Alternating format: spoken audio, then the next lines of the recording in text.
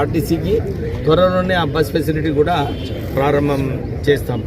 మొన్న రివ్యూ మీటింగ్లో కూడా నేను చెన్నూరు నియోజకవర్గంలో ఇక్కడే కాదు, మందమరే కాదు, చెన్నూరు టౌన్లో, చెన్నూరు గ్రామాలలో అన్ని చోట్ల కూడా కనెక్టివిటీ వచ్చేలాగా డిస్కస్ చేయడం జరిగింది.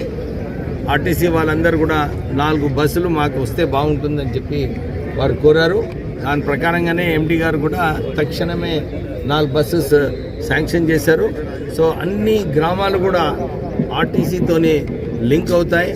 నేను అన్ని ఎక్కడైతే రోడ్లు బాగాలేవో ఆ రోడ్లు కూడా చాలా మటుకు ఫారెస్ట్ ఏరియాలో ఉన్నప్పటికీ కూడా ఆ పర్మిషన్స్ తీసుకొని ఆ రోడ్స్ కూడా మంచిగా చేసి ఈ బస్సు సౌకర్యం కల్పించేలాగా చేస్తున్నాము.